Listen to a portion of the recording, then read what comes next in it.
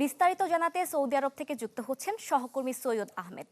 সৈয়দ, আমরা জানি যে সৌদি সরকার বাংলাদেশের ভিসাধারীদের জন্য বিশেষ কিছু সুবিধা দিয়েছেন। এ সম্পর্কে বিস্তারিত আপনার কাছে আর কি তথ্য আছে আমাদের জানাবেন। কালার এক্সপার্ট ডার্ক স্যাপ এবং মাইল্ড অন হ্যান্ডস টেকনোলজি সমৃদ্ধ অরিক্স অ্যাডভান্স ডিটারজেন্ট পাউডার আপনার লন্ড্রি এক্সপার্ট। জি বসরা, ধন্যবাদ আপনাকে। আপনি আসলে যেভাবে বলেছিলেন, আসলে ভিজিট, উমরা, ট্রানজিট এবং টুরিস্ট যারা এসেছে সৌদি আরবে, আপনি জানেন যে মক্কা ও মদিনার আর এখানে নবী স্থান প্রদর্শন করার জন্য কেউ উমরা করে, ভিজিট করে মদিনাতে। এই ধারাবাহিকতা অনেকে কিন্তু যেতে পারে না, কোনো না কোনো কারণে তারা যেতে পারে না। এই সুযোগটা তারা কিন্তু সৌদি সরকার দিয়েছে। এর কারণটা বলতে সুযোগটা এই জন্য দিয়েছে, আপনি জানেন যে এপ্রিলের কিন্তু শেষ দিকে কিন্তু হাজিরা কিন্তু সৌদি আরবে আসা শুরু হবে। এই সময়ে কিন্তু আপনারা জানেন সৌদি আরবে কিন্তু কঠোর আইন উম, আহ, প্রয়োগকারী করা হয় এবং বিভিন্ন কোনো ধরনের বৈধ কর্মী ছাড়া অবৈধ কাউকে এই সৌদি মক্কা শহরে থাকতে দিচ্ছে না।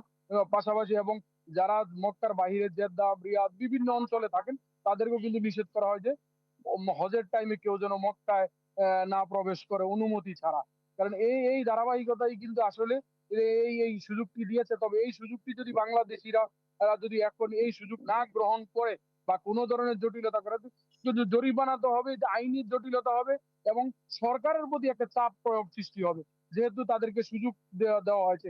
এই সুযোগ তারা অবশ্যই গ্রহণ করতে হবে এবং যদি গ্রহণ না করে তাহলে কিন্তু বড় ধরনের ক্ষয়ক্ষতির মধ্যে হয়তো তারা গিয়ে বুঝতে পারবে। পাশাপাশি আপনি জানেন যে হজের সময়টা এটা কিন্তু এমন একটা কঠিন সময় থাকে, কয়েকটি স্তরে তারা নিরাপত্তা জোরদার করে থাকে। তাহলে এই সময় আর বৈশ্বিক পরিস্থিতিটাও কিন্তু দেখেন আপনার ভালো যাচ্ছে না সৌদি আরবে।